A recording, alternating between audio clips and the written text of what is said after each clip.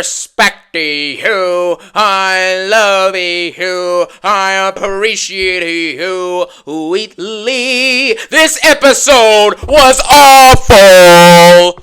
Oh my gosh, man. Y'all, buckle in for this one, bro. This is going to be an all-out rant because this is one of the worst episodes of Smackdown I think I've ever seen in my life. Now, obviously, last week's episode was great. You know, I thought it was awesome. It had cameos, it had good story development, it had good promos, segments. Everything was working last week, but this week was just a disaster. It was an absolute disaster, and it was infuriating. So we're gonna get into that in a second, too. There's some stuff with the Street Profits and with Mr. Libations, Cody Rhodes, that we're gonna talk about later tonight. You know, Roman was on the show, the Bloodline, all that stuff. But let's start off with what happened first. Solo Sikoa comes out with the new Bloodline, and he actually cuts a pretty decent promo, okay? This is probably one of Solo's better nights as the, the stand-in tribal chief, all right? He actually did a good job in both of his segments that he had tonight. He came out and cut a pretty funny one, a pretty funny promo. He had good imitations. He was basically just talking about how Roman is the old news and Solo is now the future. You know, he's the new tribal chief, and he's basically saying that he's made the family stronger, right? And he's strengthened the bloodline while Roman has only made it weaker.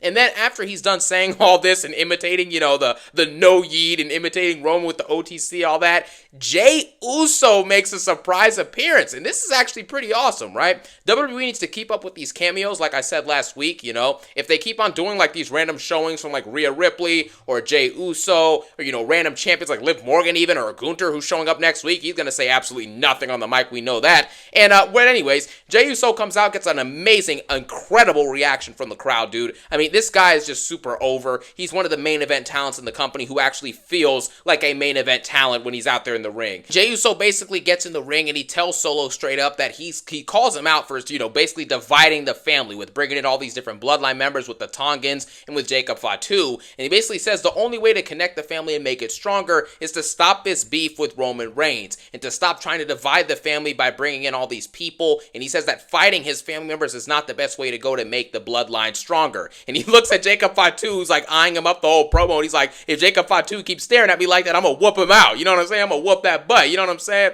So Jey Uso said that. That was a really good pop from the crowd. It was a good moment. Jey Uso knows how to cut intense and engaging promos while also adding an element of humor to pretty much everything. And Solo kind of does the same thing. I mean, like brother, I suppose, right? Because they both add humor to all of their promos, which is nice. But pretty much, Solo basically says, at the end of the day, he's like, look, I'm making this bloodline stronger with or without you, and I'm the tribal chief. So if you don't want to accept that, that's on you. And Jey Uso says, well, hey, if you want to keep on dividing the family, that's also on you. And then Jey Uso basically walks out, but before he walks out, he says something interesting. He's like, at the end of the day, the next time you see me, it's going to be real different. And I think that's because in Jey Uso's upcoming match with Braun Breaker for the IC title rematch, I think the bloodline's going to try and cost Jey that match. I don't know if they'll succeed, if Jimmy and Roman will help him out and help him retain the title, or if he'll just straight up get destroyed, but who knows. Then we get to this next thing, which was absolutely infuriating. The Street Profits lose to DIY, and this is just absolutely unacceptable. The Street Profits continuously put on great matches. They're consistent. It's Montez Ford, by the way. This is really about Montez Ford because I think he's better than Dawkins, obviously, and he's the real standout here. The Street Profits lose this match because they pinned, Kit Wilson and the other guy pretty deadly, right? These idiots, these bums, these jobbers. They pinned them, but apparently one of the men wasn't legal, right? So the DIY got the right pin. And it's just absolute nonsense. The fact that the Street Profits go out week after week after week, put on great matches. Montez Ford cuts amazing promos. He's energetic. He's charismatic. He puts on good matches. And on top of that, Montez Ford, just in terms of his talent alone and being the full package, he has it all. He's got the size, he's got the speed, he's got the athleticism, the in-ring work, like I said, the charisma, and the ability to do engaging and entertaining segments and humorous segments and promos as well. And the fact that they're relegated to losing to people like DIY and Pretty Deadly, who don't have 1/10 of the talent that they have, is absurd. It's absurd.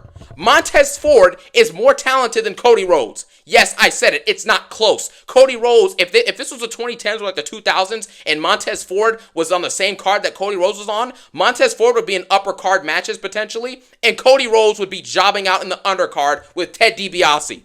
It's that simple. Montez Ford is the full package. At the Elimination Chamber in 2023, he has an amazing performance. He was the best wrestler in that match, and that match had Seth Rollins in it. And he was still the best wrestler in that match. Undoubtedly the best in that match. You know what I'm saying? And from that point in early 2023, February 2023, all the way up to now, 18 months. How many months is that later, bro? what, like 18 or 20 something, 20, I don't even know. Around 20 months later, he has done nothing. Nothing. All of that talent for what? For what? It's unacceptable. He's better than Cody Rhodes on the mic. He's more talented than Cody in the ring. He sells better. He's younger, so he's got more potential long term. And on top of that, Montez Ford actually wrestles when he shows up to work. He actually shows up and does his job and cuts good promos. Take Montez Ford's top 5 promos and compare them to the promos Cody's done since being champion, and it's not close. So this is just unacceptable. I don't care about this match. I done a couple good spots, that's that. I don't care. Montez Ford deserves better, and I might have to make a separate video about that. Because Triple H's booking is absolutely awful, and he has no idea how to spot talent. No idea. It's unbelievable, man. And the Street Profits still get a good crowd reaction. Why do you think that is? The reason the Street Profits still get a good crowd reaction is because the crowd recognizes that they are great. The only people in the WWE right now who have been consistently able to lose over and over and over and over again and get great reactions were LA Knight before he got the US belt, Jey Uso before he got the Intercontinental belt, and the Street Profits who still get a solid pop even though they haven't won anything. They've done nothing in the last 2 or 3 years. Nothing. The reason these people get these pops is because the crowd knows they're talented, they know they're entertaining, and that's why the crowd roots for them. But clearly Triple H doesn't see things because apparently he doesn't see color. He's an idiot. He doesn't see anything. Triple H doesn't see talent. He's like, I don't see color, I just see talent. No, you don't see anything. You're blind. Anyways, Roman Reigns and Jimmy are basically backstage. They hop out of this truck. And then after this happens, Roman Reigns basically talks to Jey Uso. Jey Uso pops up. He has a little bit of a smile on his face, but then the smile fades when he sees Roman Reigns. And after this, Roman Reigns, basically, they stand off for about 10 seconds, and he tells Jey, I am proud of you, okay? I'm proud of you winning that gold, and we're all proud of you at the end of the day, right? And then Jey Uso's man, he just basically says, no yeet, and then walks away. Basically showing that Jey is still not ready to work alongside Roman Reigns and Jimmy Uso at this point in time, and he's still irritated and upset over the way that things fell out late in the late part of last year. So that's pretty much the situation going on with Roman Reigns and Jey Uso. It was a nice segment. Basically, everything with the Bloodline tonight was pretty good, right? The last ending segment, I have a couple questions about that. I was kind of mixed, but overall, everything with the Bloodline was good. And then there was one other thing that I thought was awesome tonight. We're going to get to that in a second. Next, we basically had Lash Legend versus Piper Niven, and honestly, man, this match was pretty garbage. It really was. There was a couple good spots. Lash Legend did like a body slam on Piper Niven, which is pretty impressive, I suppose. You know, you had all that. That's cool. But outside of that, this match was pretty much meaningless. Then you had another Bloodline backstage segment where Roman Reigns is talking to Jimmy. Like, Jimmy's all up close to him, so it's a little funny moment. He's like, what you doing, man? Move away from me, bruh. And then Roman Reigns is basically saying, you know, if the Wise Man was here, we would have the team back together. We would be ready to challenge the new Bloodline easily, right? But we don't have the Wise Man, so we have to do it my way. And this is the basis for what happens in the main event segment later tonight when Roman gets beat up and Jimmy gets beat up. But we'll get to that a little bit later, but that's pretty much all this backstage segment was. It's interesting seeing these backstage Bloodline segments with no Heyman, no Sammy, no Jay, all that stuff. It's kind of awkward, but, you know, it's pretty funny, you know, some of the stuff they do. But again, it's like something's missing, man. I can't wait for the Bloodline to reunite. That's going to be sick. Then after this, we had the worst segment of the night by far. Cody Rhodes is one of the worst WWE champions of all time. Of all time. There's literally no argument anymore at this point. His promos are messy. They're convoluted. They're boring. And they're pointless. And I am going to turn my camera on for this. Where is it, man? Let me get this camera on real quick for y'all, right? At the end of the day, all Cody Rhodes did when he went out there is this. We're going to look up to the guys. We have a lot of people here tonight. Look up there in the top row. Yeah, we got some people down here. We got people up there, down here, in the middle, up there, down here. What are you doing? What are you doing? Cut the promo and get out of the ring. But then after that, we're treated to another surprise because Cody Rhodes basically says absolute nonsense. Just listen to the names you're about to hear. He's like, in the pantheon of greats that I respect you, I have to say, and a wise man once told me that the next guy never looks like the last guy. And he proceeds to list off these random champions talking about some Nick Bockwinkel. Who is Nick Bockwinkel? Who is that? Nobody knows who Nick Bockwinkel is. He's bringing up these past champs, Bruno Sammartino, Nick Bockwinkel. I have respect for these people, and they were champions. They were the first. They were not the last. They are the beginners.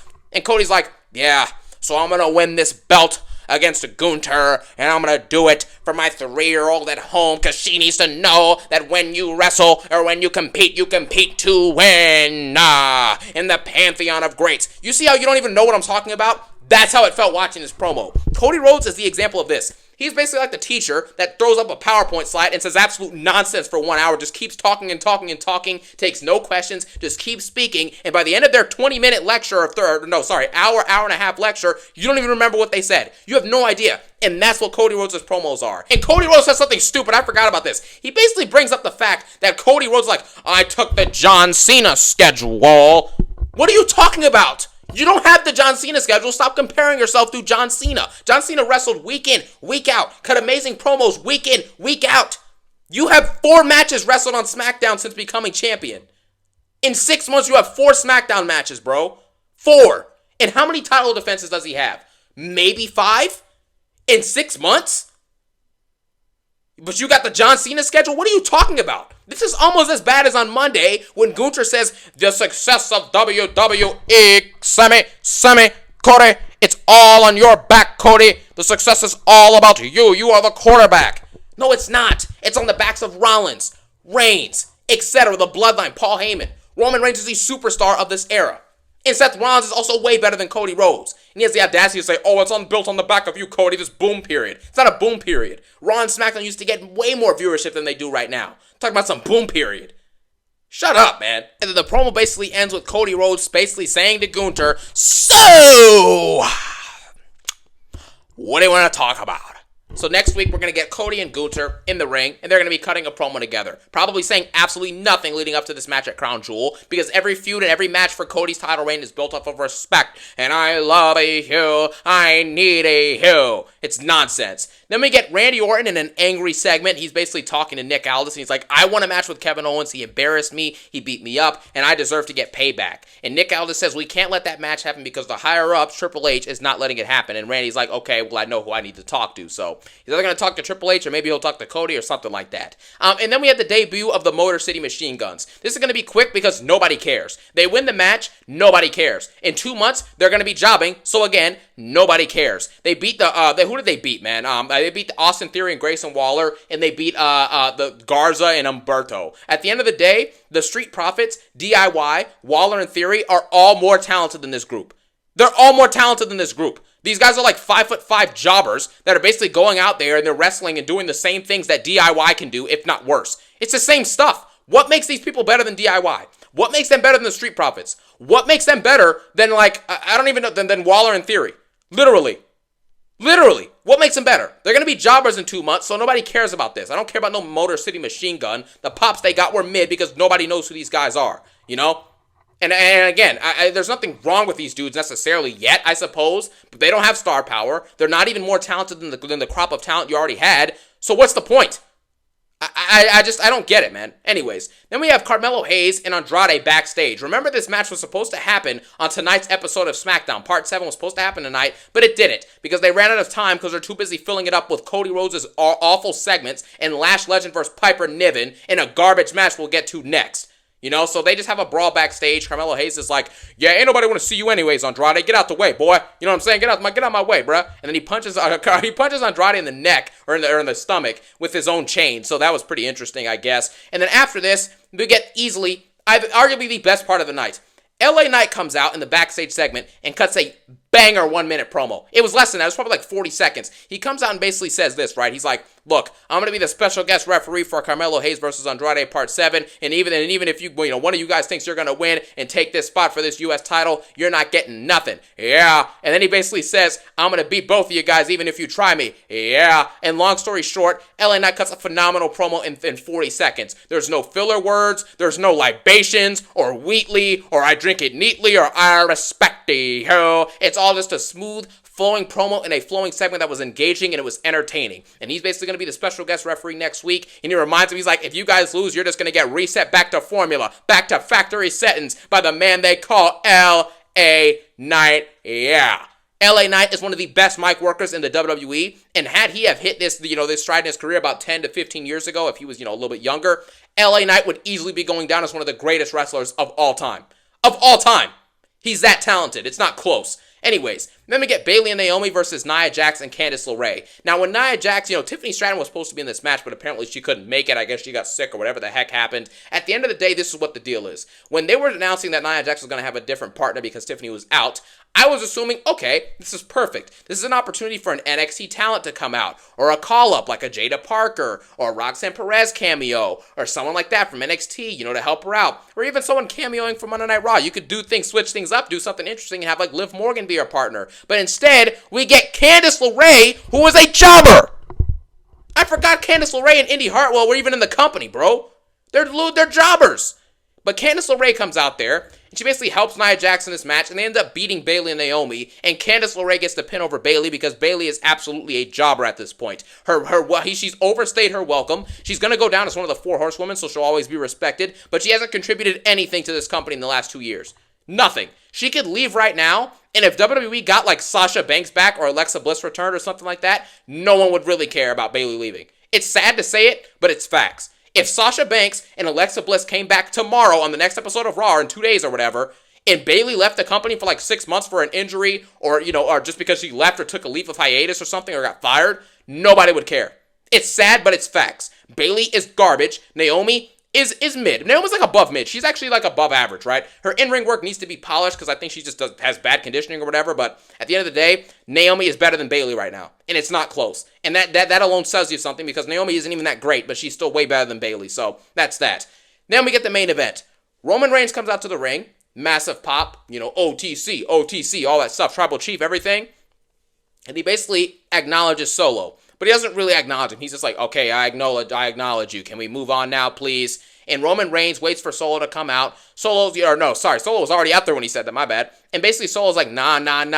You need to acknowledge me as your tribal chief, Oos. And he's like laughing the whole time. He has some charisma to it. Solo's got decent charisma and humor on the mic, I'm not going to lie. But here's where the problem is.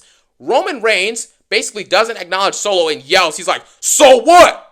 So what if I don't acknowledge you? All that stuff. It was really loud. And then basically, Solo basically says, you haven't changed at all. You're still arrogant, and all you want is the Ula Fala. And he says, I haven't changed either, just like you haven't changed. And then he brings out the bloodline from the locker room, and they beat the crap out of Jimmy Uso. So they bring out Jimmy's like knocked out body and just throw him on the ground on the stage. And they 4v1 Roman, and Roman knocks down like Tama Tonga and Jacob Fatu and Tagaloa for a second, and a little bit of Solo as well. But then they gang up on him as per usual, as we've seen this segment multiple different times, and they beat the crap out of Roman, and that's it. It's kind of nonsensical at this point, because listen, earlier in the night he said we're going to try it my way. The point of them doing this is because they want to show you that Roman's way is not working, and he does need the help of his bloodline, and he needs the help of his family. So he has to humble himself and really be a true babyface and a true good guy and be a hero. He has to work with his family to actually get the best result and to fight back against the new bloodline. And him not wanting to do that is why he continues to get beat up. That's what they're trying to basically show us with these segments where he's constantly getting beat down. But the problem is with this situation is that we've seen this exact same thing. He goes to grab the Ula Fala after getting beat up, and then he gets attacked after he grabs it and puts it on. It's like, okay, if the Ula Fala didn't work to make him tribal chief, then what does? At Bad Blood, when they beat Solo and Jacob Fatu, why didn't he just grab the Ula Fala and just put it on? And then that would actually make sense when The Rock came out and did something, because it's like, no, The Rock is the real tribal chief, the real final boss of the bloodline, etc. You know what I mean? So it's just awkward. If the Ula Fala doesn't make you the final boss or the tribal chief or whatever, then why are we doing these segments around it at this point? It doesn't make any sense. The Bad Blood tag team match with Cody and Roman versus Fatu and Solo, I don't even understand the point of it. I really don't. I know The Rock was there and that's great, but like, what was the point of that, bro? And what is the point of this repetitive segment? I know it's to show that Roman needs the help of his family. I get that. But there's other creative ways to do it. Beat him up backstage. Beat him up at their house. Like Triple H went over to Randy's house back in the day and beat him up. Do that. Do something. I just feel like this is the same replayed ending that we got like 2 months ago, and that we've gotten multiple times. It's like there's other ways to make it engaging and show us that he needs his family. You could have had a passionate promo with him and Solo where they continue on about that stuff, about how, important family is to his success and all the bloodline and everything, over the last 4 years. How big Jay and Jimmy were to his success and how big Solo was to his success by costing certain people matches, That'd be interesting. And then maybe the bloodline beats him up after that. But it could have been done differently instead of just getting the same segment over and over and over again. But it's all building up to what is going to eventually be epic, obviously, when we see Roman, Jay, Jimmy, and potentially Sammy or someone else team up versus New Bloodline with the Wise Man returning. But until then, this is just going to be repetitive. And that nature of repetitiveness is starting to get a little bit annoying. But I understand what the end goal is, so I guess I'm going to be okay with it. But overall, you could have done that differently and you could have done it better. But one thing that couldn't be done better is this episode overall. You had awful segments. You had the wrong ending to these matches. You had pointless jobbers. You had boring segments that nobody cares about. You had canceled matches with Andrade and Carmelo Hayes. And then you had a garbage tag match with Bayley and Naomi versus Nia and Candice LeRae. And I don't know if I mentioned this, but Cody cut the worst promo of the year, arguably worse than the one on Monday somehow.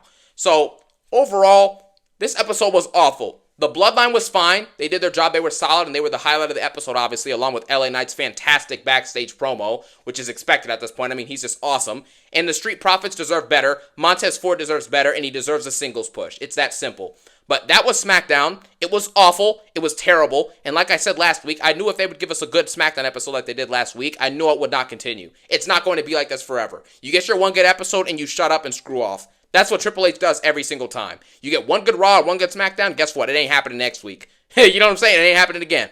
So, yeah. Episode gets I give it a 4 out of 10, or 3 out of 10. Bad episode.